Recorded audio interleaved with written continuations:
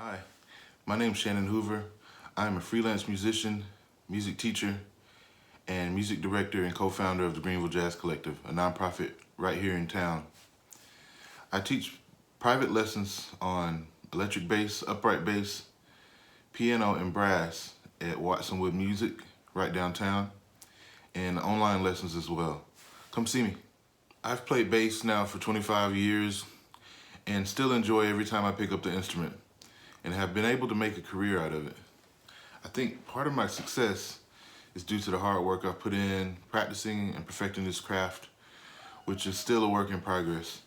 When you see us play live, you're hearing the results of the hard work and all the long hours we put in. All right, let's get started learning bass. The first thing we'll talk about today are the hands. Right hand technique first.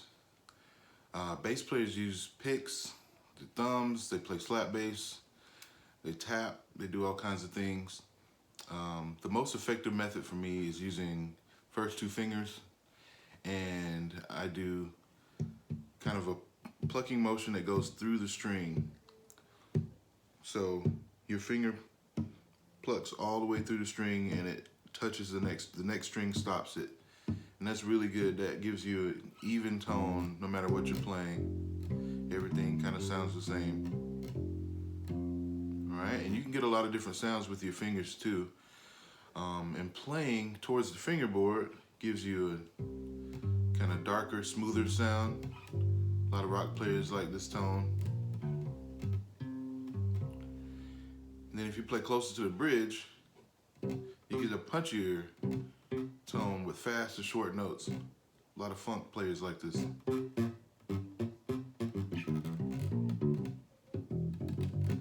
Okay, the first exercise we'll play is the chromatic scale. Now when you play with the left hand, the pad of your finger goes flat on the string, okay? Sometimes the first finger goes sideways when you're down here in the low notes. But basically you want the pad of your finger touching, and you want to play closer to this edge of the fret, okay, away from the headstock, especially down here. That gives you a good clean note without buzzing. All right, the first thing we'll play is a chromatic scale. Chromatic means you're playing in half steps. This is a good scale to tune in your ear to these different notes. Also is really good for your fingers. So this is a big warm-up that I do every morning, some kind of chromatic exercise to help get the fingers warmed up. And it starts on open string, your open E, and we play open E, and then you use your first, second, third, and fourth finger. Open A, same thing on each string. Open 1, 2, 3, 4. Open 1, 2, 3, 4. Open 1, 2, 3, 4. And then you do the reverse.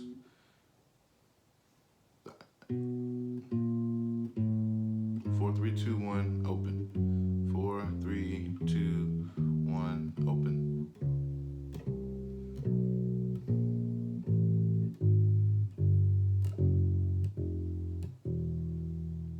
I'll also show you the chromatic shifting exercise that I like to do.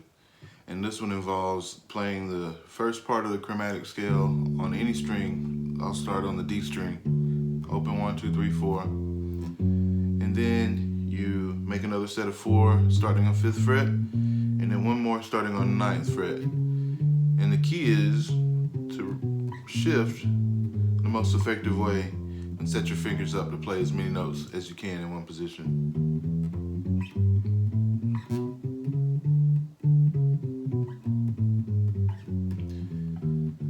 Bass players have to shift a lot when we play, so it's good to know how to do it effectively. Okay, major scales. Scales are our basic building blocks of music. On bass, I like to play scales in 3 different positions. These start with open string, 1st fret, and then 3rd fret position. By learning your scales on bass, you can learn to connect chords. The E major scale, E and A major scale have the same fingerings.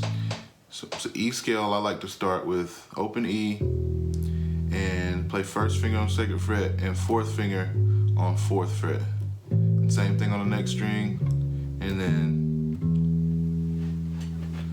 So that scale again, open, 1-4, open, 1-4, slight movement to the first and second fret. Okay? Same thing with the A.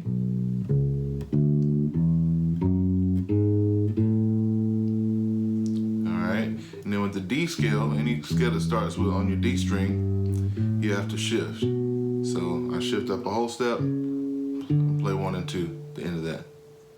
First fret scales are very useful, and you still have open strings involved, so you have to work out those patterns. This was going to be F scale. 1, from that E major position, I just slide my fingers down a half step. 1, 4, open A, first finger, fourth finger, open D. Now 2 and 4. All right.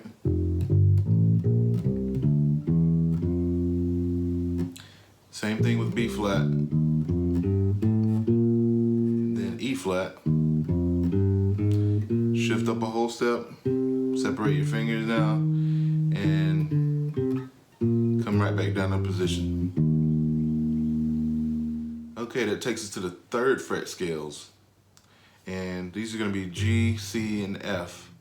So we start here, and you play 1 finger per fret.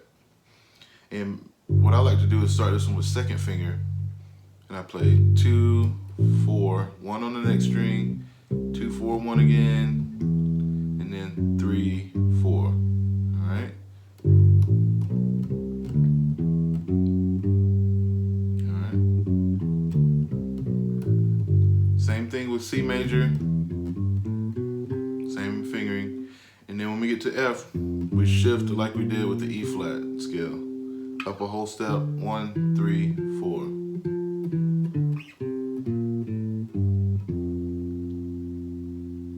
Okay, scale degrees. Scale degrees are the numbers that we assign to notes of a scale or chord. And they can be very useful when you're trying to figure out a progression or interact with other musicians in a live experience. Also for music theory, they really help with your ear training. So we'll take our scale, we'll take our G scale, and we number the notes of the scale. 1, 2, 3, 4, 5, 6, 7, 8. All right, and they keep those same numbers up and down. And this is a movable thing, so the new key, you have new numbers, new set of 1 through 8. Okay, arpeggios. That takes us to arpeggios. Arpeggios are broken chords. So they're the same thing as a chord, we just play the notes separately. So that will be played all together on a piano or a guitar. So we're gonna think about our scale degrees to figure out these arpeggios. So we'll go back to G. G major arpeggio is using the first, third, fifth, and eighth note of the scale. So you can just count it up the scale and find those notes. 1, 3, 5, 8. Okay? To get your minor scale, which is a little darker sounding, I like to start your minor stuff with the first finger, and you play first finger, fourth finger here for your flat third for the minor, same fifth and octave.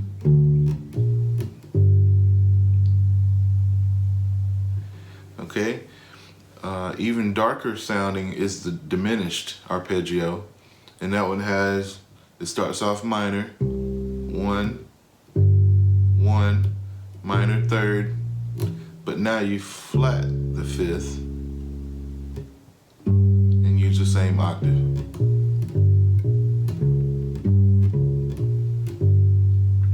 All right, and the fourth type of arpeggio, triad arpeggio, is augmented.